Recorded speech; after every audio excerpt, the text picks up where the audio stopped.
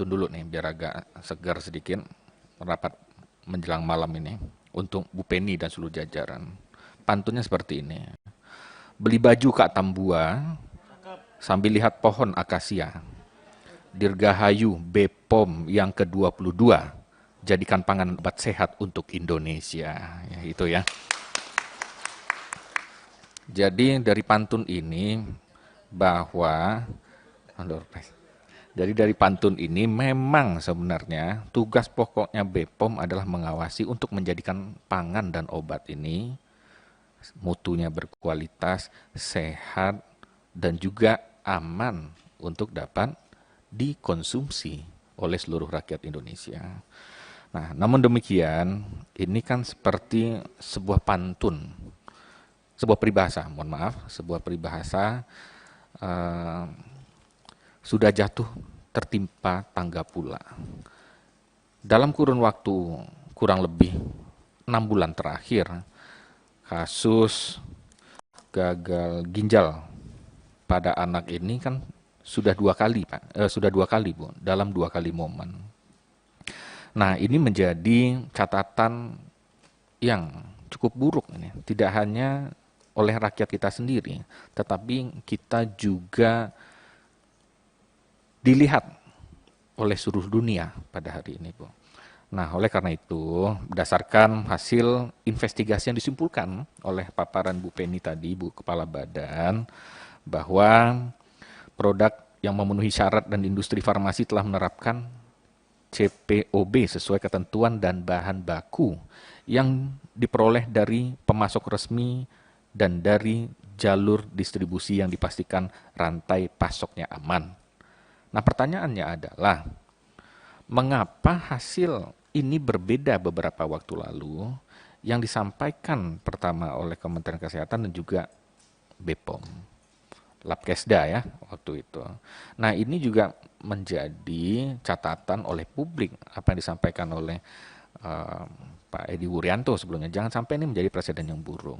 Bahwa Kementerian Kesehatan dan Badan Pengawas Obat dan Makanan Republik Indonesia adalah pemerintah yang sama di NKRI ini. Nah, kenapa hasilnya berbeda?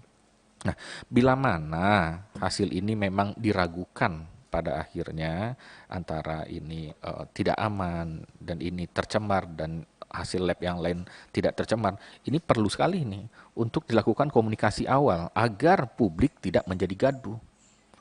Nah, sekarang ini aja Bu Penny, jangankan anak-anak, orang dewasa, orang tua ikut juga akhirnya gaduh pada diri sendiri. Kalau misalkan batuk, ada pilek, ada demam, nggak mau untuk mengkonsumsi obat sirup. Dan itu menjadi tugas penting yang luar biasa bagi Ibu Kepala Badan POM beserta Kementerian Kesehatan. Baru-baru ini saya mendapatkan beberapa laporan juga dari beberapa direktur-direktur rumah sakit swasta ya yang ada di Sumatera Barat, bahwa belakangan ini begitu banyak pasien anak ya mungkin terkait dengan perubahan iklim, cuaca dan lain-lain, itu pasien anak yang mengalami batuk, flu, demam dan lainnya itu luar biasa. Diresepkan sirup sudah barang tentu tidak bisa karena memang ada anjuran oleh IDAI agar tidak menggunakan sirup sementara waktu. Nah, kemudian akhirnya dokter anak juga mencari akal yang lain bahwa untuk sementara waktu menggunakan obat racikan. Nah, pada akhirnya juga pemahaman daripada masyarakat tentu tidak seperti kita yang ada pada hari ini berada di ruang ini. Nah, pemahaman masyarakat tentu harus lebih ekstra kita menyampaikannya bahwa masih ada produsen-produsen obat yang akhirnya memproduksi obat dalam bentuk cair atau liquid dan sirup yang memang sudah lulus daripada CPOB tersebut. Nah, karena publik sudah terlanjur menerima informasi pertama yang dianggap produk tersebut tidak memenuhi standar sehingga menimbulkan kepanikan horizontal. Nah, kira-kira apa yang Badan POM harus lakukan untuk memperbaiki masalah ini? Itu yang pertama. Kemudian kami mencoba akhirnya melihat bahwa BPOM ya Bu ya, punya badan cyber ya. Ada badan cybernya nggak? Ada kan? Nah, karena sudah ada badan cyber ini, bahwa peredaran obat yang ada di Indonesia ini kan tidak hanya offline, Bu, tetapi online ini jauh luar biasa dengan nilai transaksi yang juga luar biasa. Bayangkan di marketplace atau e-commerce yang ada, dengan mengupload resep dokter yang 2 tahun yang lalu, itu masih bisa dikeluarkan, masih bisa dikirim ke rumah. Betul ya Bu ya?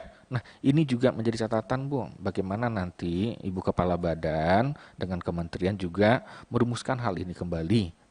Nah terkait juga dengan nanti kementerian-kementerian lain yang juga menaungi bagaimana peredaran khususnya obat-obatan ini terkait dengan farmasi yang ada di e-commerce.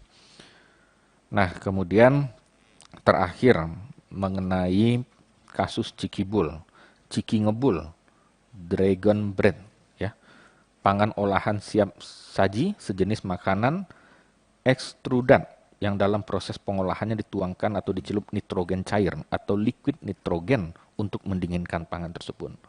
Patut kita pahami bersama bahwa rakyat Indonesia ini mempunyai kelebihan yang mungkin melebihi di atas rata-rata orang dunia. Salah satunya adalah kreasi dan kreativitasnya. Barang yang mungkin tidak terlihat baik, tidak terlihat menarik, bisa menjadi menarik dalam rangka bahwa para pedagang, jajanan pasar, jajanan sekolah, pelaku usahanya ingin mencari rupiah. Karena mereka juga punya keluarga di rumah, Bu. Punya anak, punya istri.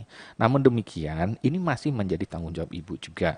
Bagaimana mungkin barangkali ini ada kira-kira sinyal produk-produk makanan siap saji yang akan jadi booming. Ibu harus buru-buru nih untuk mencari tahu dulu agar para pelaku ini kadang-kadang kita tidak bisa langsung menjudge mereka karena pengetahuan mereka juga minim, Bu. Terkait dengan bahan-bahan yang diperoleh gampang, di pasar juga banyak nitrogen ini dan ini juga tidak food grade. Nah, oleh karena itu, sebagai saran dari saya bahwa Ibu dengan tugas yang luar biasa, tetapi dengan keterbatasan yang luar biasa juga, salah satunya SDM. Loka Ibu juga terbatas, balai-balai Ibu juga masih banyak balai kecil. Oleh karena itu, Ibu harus secara serius untuk kembali mengupdate struktur organisasi Ibu. Balai kecil jadikan aja balai besar, Bu. Kalau bisa nanti ditambahkan anggarannya. Tidak ada loka yang mewakili wilayah-wilayah yang mungkin jauh terisolir, bikin loka baru agar bahwa jangan sampai anak-anak khususnya pada hari ini yang pada akhirnya nanti dicita-citakan oleh orang tuanya untuk menjadi dokter, untuk menjadi pilot, untuk menjadi menteri, untuk menjadi kepala badan POM, untuk menjadi wapres dan wakil presiden, jangan sampai akhirnya menderita penyakit akut sebelum akhirnya mereka dewasa bahkan meninggal dunia. Itu yang menjadi catatan kami pada hari ini. Itu mungkin mudah-mudahan ini bisa menjadi catatan, jangan sampai kembali kasus yang serupa timbul kembali, Bu. Kami kira mungkin Badan POM juga memiliki penyidik PPNS ya. Nah, mungkin PPNS di Badan POM nanti bisa melakukan penyidikan secara komprehensif, secara tegas, dan juga mungkin saja dapat dipidanakan karena ini bukan hal-hal yang main, Bu. Bukan main ini terkait hal ini. Mungkin itu saja Ibu Ketua, terima kasih. Assalamualaikum warahmatullahi wabarakatuh.